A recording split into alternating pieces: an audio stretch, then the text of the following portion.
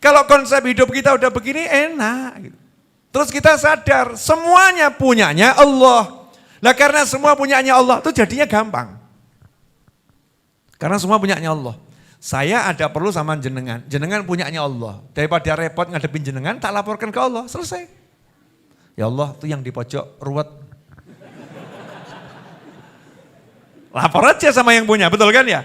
Tolong jadikan gak ruwet lah lagi. Caranya terserah engkau ya Allah, ojo ngono.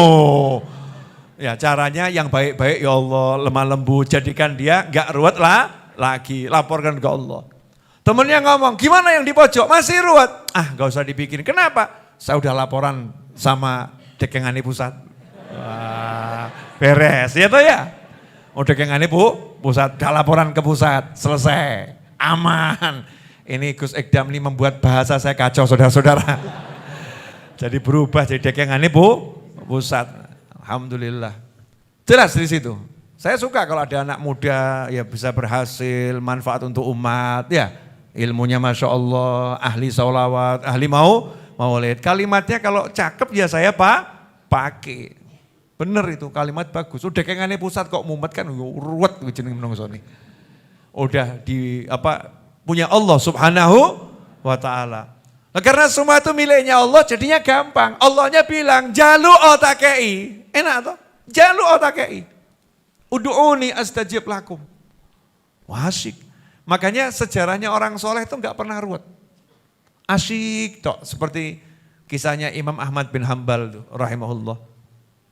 Beliau masuk satu masjid, ada beberapa riwayat, tapi kalau yang saya ketahui masuk Masjid Nabawi, ya masuk Masjid Nabawi. Di situ beliau karena enggak ada teman, enggak punya tempat tinggal di Madinah, akhirnya mau istirahat di masjid. Ya jangan samakan dengan kita. Kalau kita kan istirahat di masjid, al-turu wal ngileru. Itu kalau kita. Imam Ahmad bin Hambal istirahat di masjid itu kan istirahatnya ngaji, sholat. Nanti waktunya tidur paling cuma nempelkan badan dalam keadaan bersila. Biar wudunya tidak batal. Itu Imam Ahmad bin Hambal.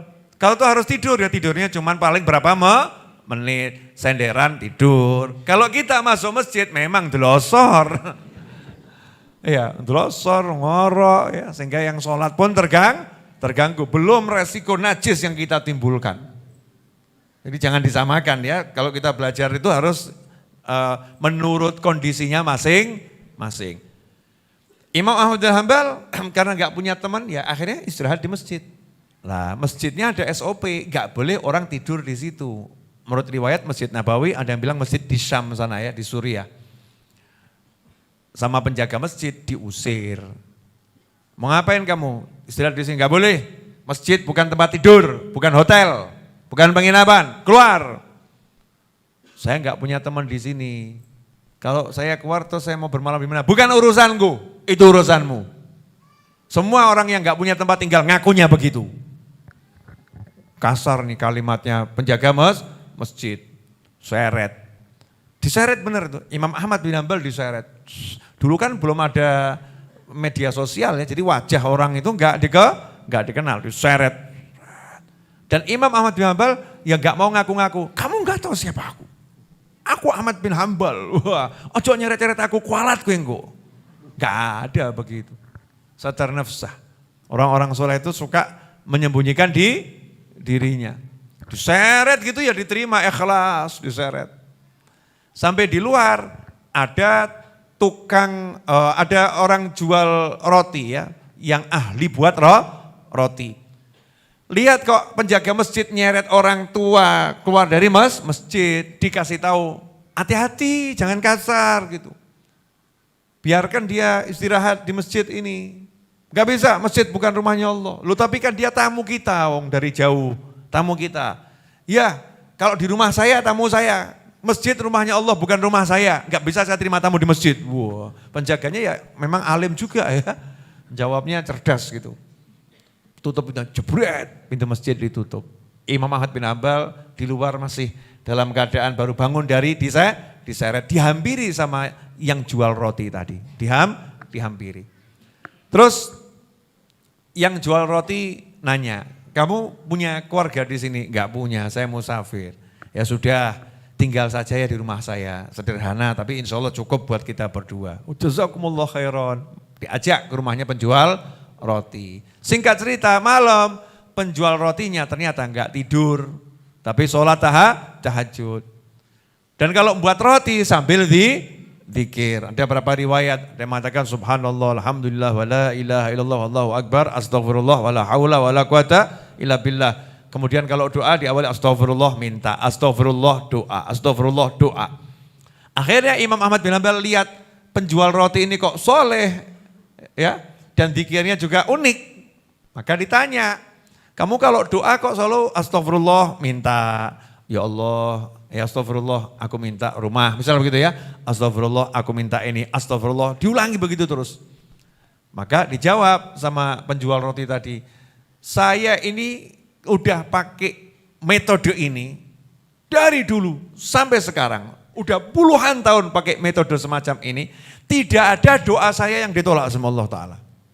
Semua saya minta apapun dikasih sama Allah Ta'ala, kecuali satu. Sampai sekarang itu yang belum dikasih, semuanya udah dikasih, kecuali satu hal. Apa yang belum dikasih? Saya itu minta ketemu Imam Ahmad bin Hanbal. Saya itu minta sama Allah ketemu Imam Ahmad bin Hanbal. Saya mau terima kasih karena saya dapat ilmu dari beliau. Cuman kok gak pernah ketemu orangnya, maka saya minta dipertemukan. Kok sampai sekarang saya belum dikasih? Imam Ahmad pun langsung meneteskan air mata sambil mengatakan, wallahi demi Allah ya saudaraku, semua permintaanmu sudah diberi sama Allah Ta'ala. Lu kok bisa begitu? Aku Ahmad bin Hanbal. Saking sayangnya Allah sama kamu, kamu minta itu dikasih, saya didatangkan ke Madinah dan saya dikeluarkan dari masjid, diseret, disampaikan ke hadapanmu dalam keadaan diseret. Paham maksudnya? Jadi orang kalau minta sama Allah bener mintanya, dikasih atau enggak dikasih? Dikasih, gampang itu. Minta sama Allah itu hal yang paling mudah. Tapi kadang kita ini kalah mental, kena mental bahasa orang sekarang ya. Kena mental dia. Minder itu bahasa Jawa ya. Bahasa Indonesianya kena mental. Kena mental alias minder. Kena mental dia. Mau minta sama Allah kok kena mental, aneh toh ya. Oh saya model begini apa dikasih. Kalau yang minta Habib, Yai, Ustadz ya dikasih. Kalau saya kan, lawang setan ki njaluk dikei kok. Masa awakmu mbek setan apik setan. Setan, iblis minta dikasih. Lah emang yang bisa ngasih siapa? Yang bisa ngasih siapa? Allah, hanya Allah yang bisa ngasih. Jadi kalau mau minta model kita seperti apapun minta sama siapa? Sama Allah. Jangan takut minta sama Allah, Allah seneng gitu. Tapi mintalah. Tapi kalau udah minta jangan ngerasani. Awes njaluk ora kayak udah saya udah minta tapi enggak dikasih-kasih sama Allah. Ini kurang ajar namanya. Yang pede, saya udah minta kok beres-beres. Dosa dipikir, lanjutkan kehidupan. Itu nanti jadinya asyik. Jadi ingat, kita milik siapa? Allah. Yang punya segala-galanya siapa? Allah. Dan Allah tidak butuh kepada manusia. Enggak butuh sama siapa. Maka jangan pernah gaya di hadapan Allah. Tunjukkan saja, aku hambanya Allah, aku akan merayu Allah untuk dapat cintanya Allah Subhanahu wa ta'ala. Dan salah satu jalan untuk merayu Allah biar semakin menyayangi kita adalah kita lewat kekasihnya Allah, yaitu Nabi Muhammad sallallahu alaihi wasallam. Deketi Rasulullah SAW, kita dapat Allahnya. Ya, deketi Nabi SAW, kita dapat Allahnya. Bagaimana cara mendekati Nabi Muhammad SAW? Di antaranya menurut Sayyidina Abu Bakar As-Siddiq radhiyallahu ta'ala anhu, dekati Nabi lewat keluarganya. Dekati Nabi juga lewat sahabatnya. Dekati Nabi juga lewat orang-orang istimewa dari umatnya, yaitu ulama. Dekati itu, ulama-ulama, orang-orang yang soleh. Ya, dengan niatan saya mau nyambung ke Nabi Muhammad sallallahu alaihi wasallam. Contoh begini, ada orang mau ketemu saya, banyak ngomong, susah ketemu Habib Novel. Itu jelas hoax ya. Nah ini ketemu saya enggak ini? Ketemu. Mudah atau susah? Mudah. Ngapain? Tinggal datang Jumat malam, Sabtu. Kalau Jumatan khotibnya saya. Jadi kalau mau ketemu saya gampang enggak? Gampang, tinggal Jumatan di sini ketemu saya. Yang repot itu ya saya ketemu dia. Bukan dia ketemu saya. Kenapa? Karena setiap kali dia mau ketemu saya disuruh menyesuaikan dengan jadwalnya. Paham? Kamu datang hari Jumat, oh enggak bisa. Saya tuh bisanya hari Selasa. Berarti saya suruh menyesuaikan sama jadwal dia. Berarti yang susah ketemu siapa?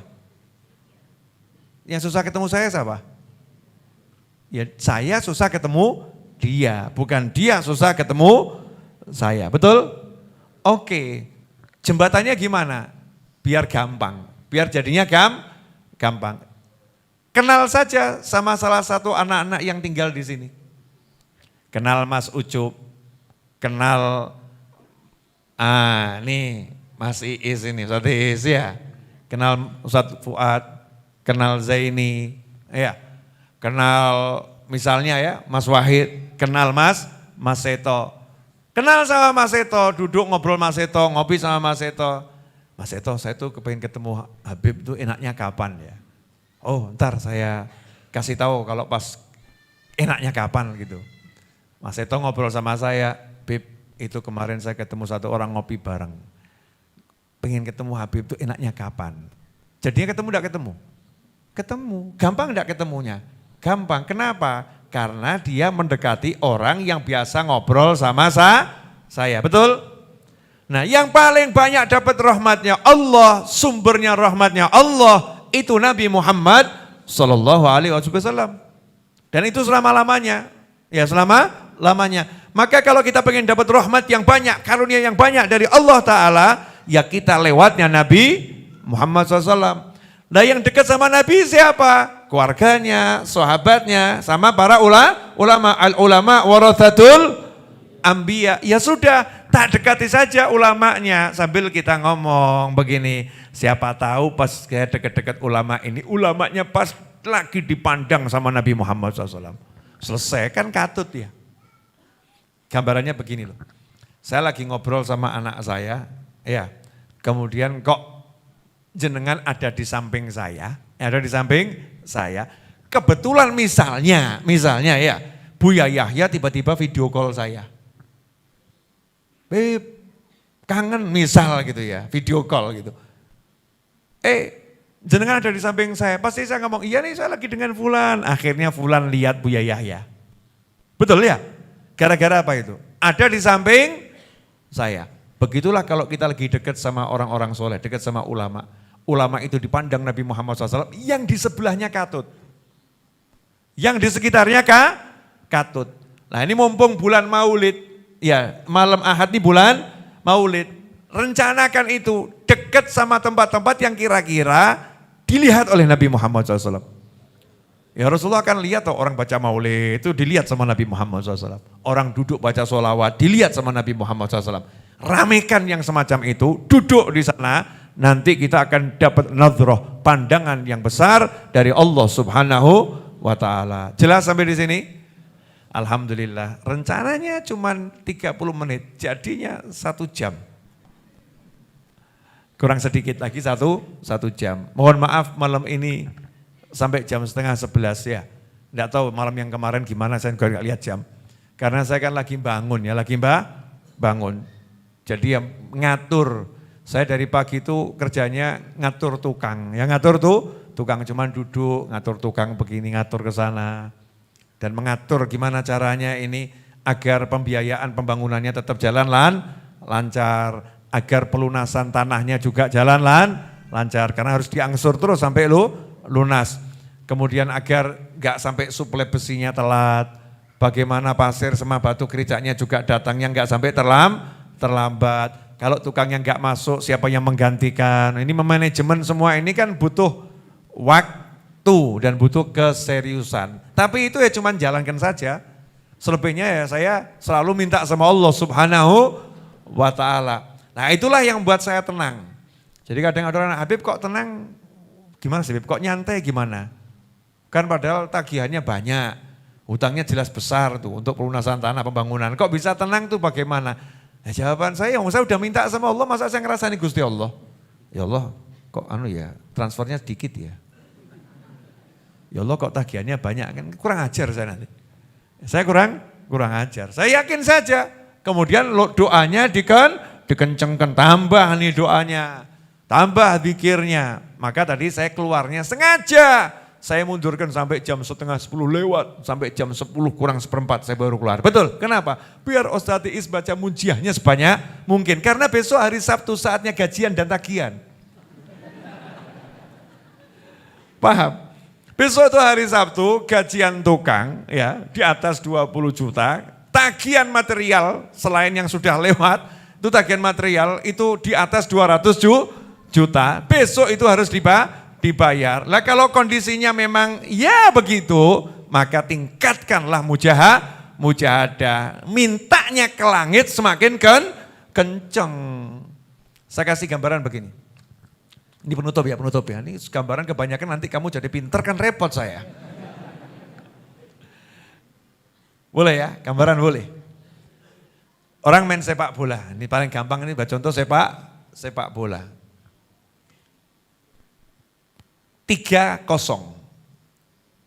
Dia kosong, lawannya 3. Kalau mau seri kan harus 3-3 ya. Udah babak kedua, waktu kurang 5 menit. Kalau pemain sepak bola yang sejati, 5 menit itu bisa mencetak 20 gol di kepalanya itu. Enggak ada kalimat begini, apa yang bisa kulakukan dengan 5 menit? Mana mungkin dalam 5 menit bisa ngejar ketinggalan 3-0. Enggak ada itu mental pemain sepak bola. Kalau saya punya pemain sepak bola mentalnya begitu, saya keluarkan dari lapangan. Kenapa? Ini yang buat perjuangan kalah. Oh belum nendang sudah takut gak bisa gol. Betul ya? Belum nendang sudah takut gak bisa gol. Yang model begini gak boleh jadi tim saya.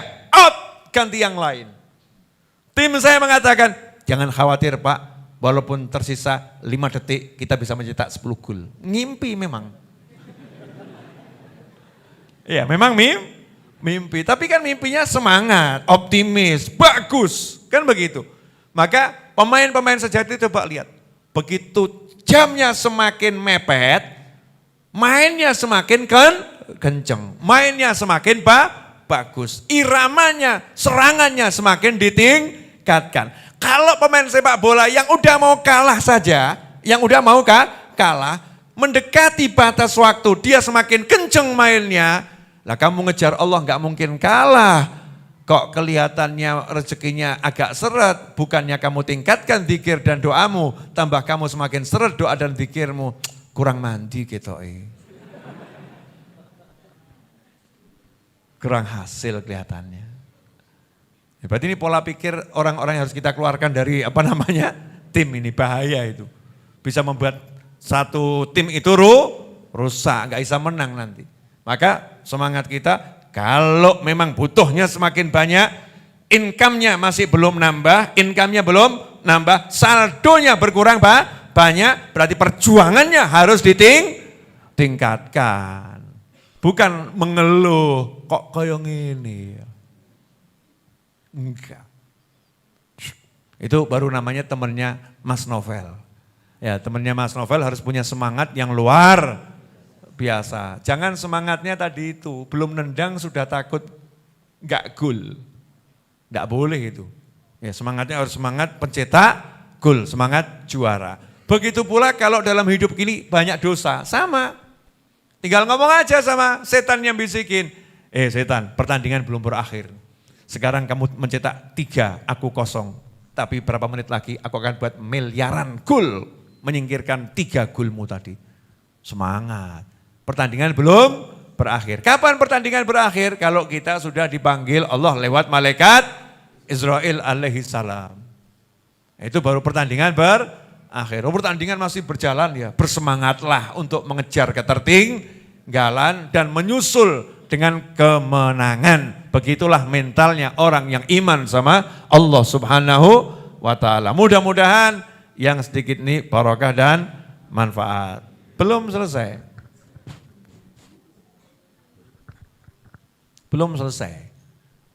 Boleh toh ada closing ya?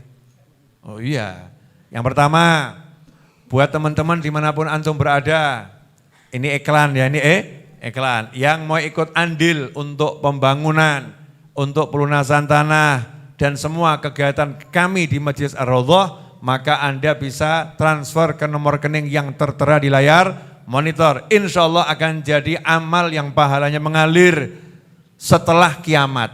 Bukan ila yaumil qiyamah, yang pahalanya mengalir setelah kiamat abadi selama-lamanya. Insya Allah bawa manfaat untuk diri, keluarga, orang tua, anak, pasangan hidup, sahabat, dan umat Nabi Muhammad sallallahu alaihi wasallam. Kemudian yang kedua, santri weekend untuk episode ini khusus buat perempuan, yang laki-laki saya tidak aktifkan. Kenapa? Mungkin ada yang nanya-nanya, Beb kok santri weekendnya yang episode ini hanya untuk perempuan? Jawabannya adalah asrama santri putranya lagi kita obrak-abrik, ya lagi kita bongkar untuk diperluas. Karena lantai satunya sudah tertutup oleh cor di lantai dua, lantai duanya sudah mulai akan dibongkar. Makanya belum bisa nampung santri weekend laki-laki. Insya Allah 3 minggu lagi mudah-mudahan sudah bisa. Yang ketiga, ada yang nanya, Habib nanti hall Solo apakah Raudhah masih menampung untuk tamu-tamu hall? Insya Allah tamu hall selalu ditampung di Raudhah ya, insya Allah. Yang laki-laki bebas tinggal masuk.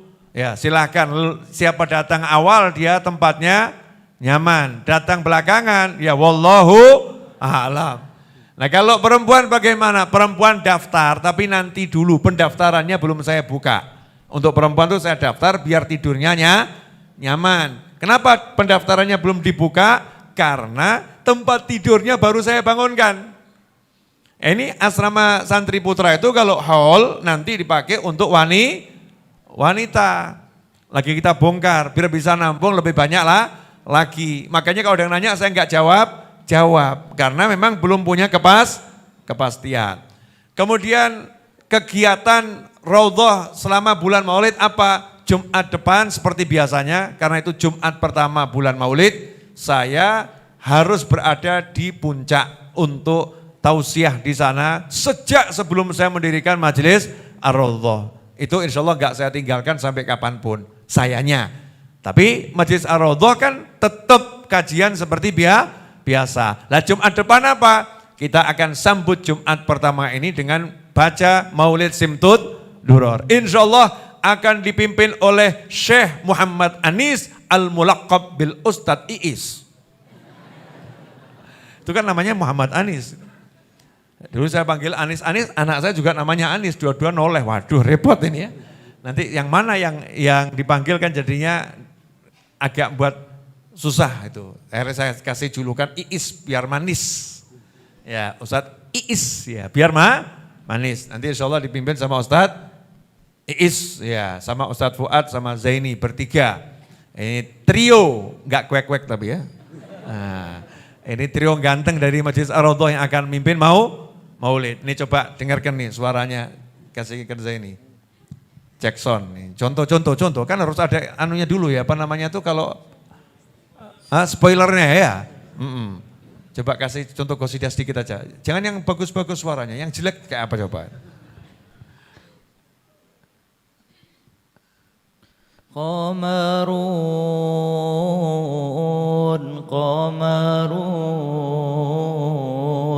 Qamarun sidnan nabi qamarun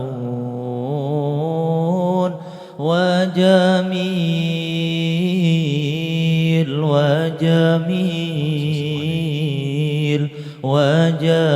sidnan nabi wa jamil.